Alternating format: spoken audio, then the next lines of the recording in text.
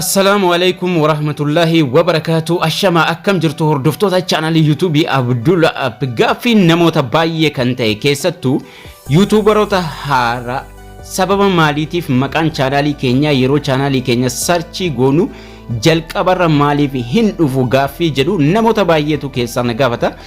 Akkasuma anis yeroo channelii haaraa baruu waan irratti argu waan ta'eef anis deebii isaa viidiyoodhaan isinii qabadhee dhufeen jira. Sababa maqaan channelii tokko searchii godhamee jalqabarra hin dhufneef akkasuma yeroo searchii godhamu haala inni itti jalqaba irratti deebi'ee bahuu danda'u haala kamiin akka searchii irratti inni dhufuu danda'u akkamitti akka sirreessuu qabnu bal'inaan waliin ilaalla.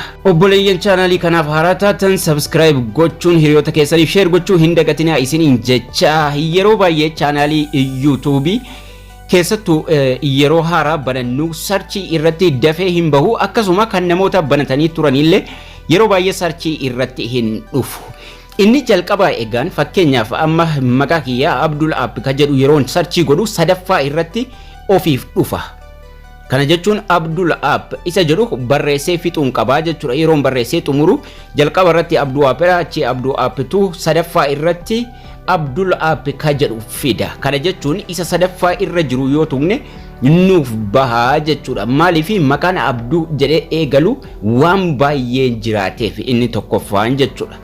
Kanaafuu yeroo akkas ta'u maqaa sana guutuu barreessinee inni jalqaba searchii kan barreeffamumarra jiru kan eegsituudhee qubee dogoggora ta'e balleessinu jala mallattoon searchii yookaan go ni jira.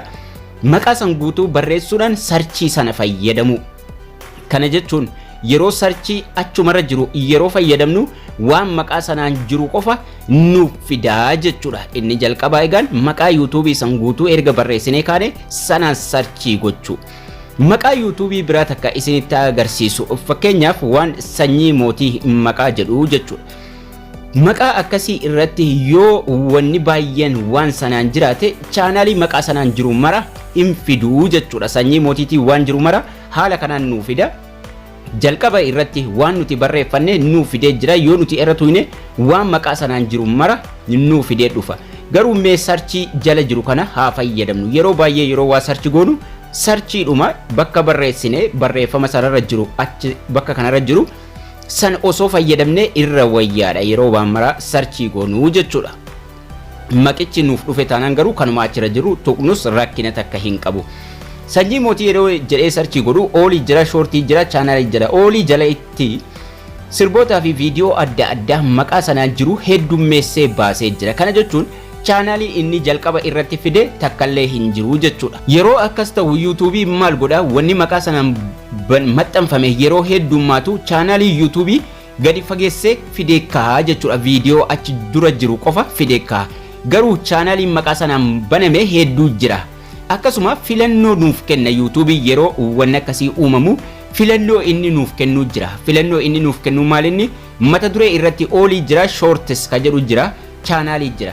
Tokkoffaa ooliin waan sanaan banamee jiru mara isaati. Shortii irra yoo keenye ilaalle immoo shortii viidiyoo gabaabaa mata duree sanyii mootiitiin banamee jiru yookaan immoo maxxanfamee jiru heddummeessee nuuf fidaa jechuudha. Inni sadaffaa garuu channelii maqaa sanaan banamee jiru hedduu waan ta'eef waan maqaa sanaan banamee jiru mara isa nuuf baasaa jechuudha. Karaa salphaa ta'een channelii keenya achi keessa barbaaddannee ilaallannaa jechuudha. Maaliif waan maqaa sanaan wal qabateen nama hedduutu banee jira waan ta'eef yeroo akkasii mata duree sadii nu kenne ool ka jedhuun viidiyoo isaan maxxanfame shortiis wal makaa sanaan booda shortii nu kenna. Achi ittaanee channelii maqaa sanaan banamee jiru guutuu isaa immoo tartiibaan nuuf kennaa jechuudha. Achi keessa channel ka jedhu mata duree sanarra kaawwachuudhaan keessa ilaallannee ka barbaadnu keessa profaayiliidhaan yookaan immoo loogoodhaan adda baasuudhaan select godhannaa jechuudha.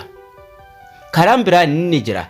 Haa ta'u malee channelii YouTube yeroo banannu waan namni maqaa hedduu ittiin bananne dhiifne kan haaraa ta'e yookaan immoo ka adda ta'e osoo select godhanne irra wayyaadha jechuudha. Egaa rakkina maqaan channelii duratti bahuu hafuu ka fidu inni tokkoffaan maqaa channelii namni baay'een ittiin banateen banachuu. Achi keessa channelii irra seenuudhaan ka barbaanne mata duree barbaanne yookaan immoo channelii YouTube irra seenuu barbaanne ka feene select goone irra gallee maatii ta'uu fi barbaanna yookaan viidiyoo achirraa barbaanne taanaan select goone ilaallannaa jechuudha. Kanaafuu keessattuu warri haaraa banattan jalqaba dura buutanii maqaa chaanaalii sana sarchii gochuudhaan ilaalu yookaan immoo chaanaalii adda ta'e yookaan maqaa adda ta'e maqaa kan keessan maqaa adda ta'e yookaan immoo unique ta'e kan namni baay'een ittiin fayyadamne yookaan immoo mata duree ofii keessanii uummattaniin maqaa chaanaaliitti fiduu.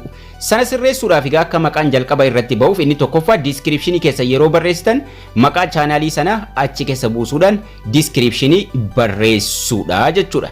Inni lammaffaan yeroo maqaan chaanaalii YouTube keessanii jalqaba irratti bahuu dhabe Google Chrome YouTube Studio Google Chrome irra seenuudhaan mallattoo seetingii xiqqoo tokko jirti. Mallattoo seetingii sana tuqxanii maal gootu?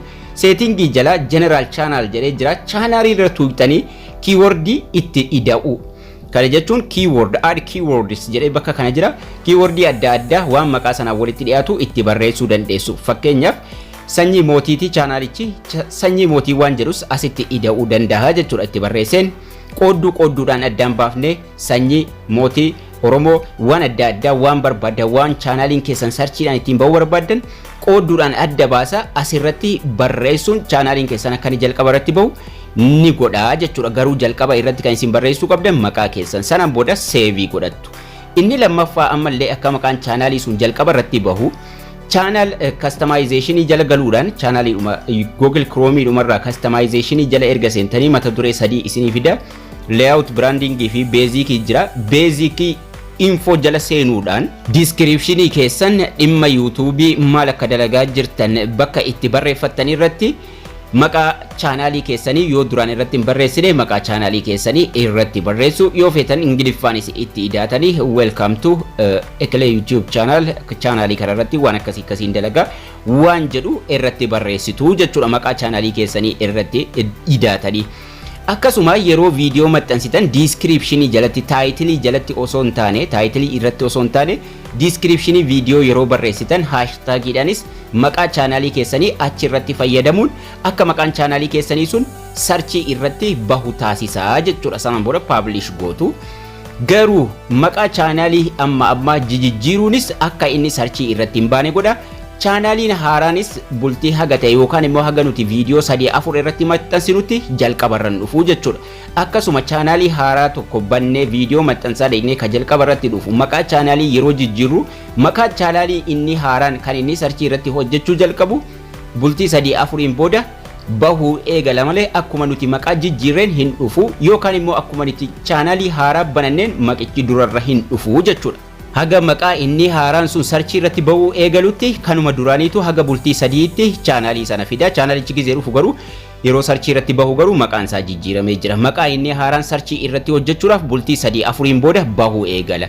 Akkasuma erga maqaa barreessitanii kaatanii yeroo baay'ee sarchii ka jala jiru kana osoo fayyadamtanii irra wayyaadha jechuudha. Haala kanaan sirriitti maqaan chaanaalii sun dhufee bahuu danda'a. Haala kanaan sirreessuu qabdu jechuudha. Kanaafuu haga isinii danda'ameen maqaa mataa keessanii uummadhaatii fayyadamaa isiniin jecha barnoonni keenyas kana fakkaata. Haga barnoota kutaa itti aanu walitti deebinutti turtii gaarii nagayaan tura.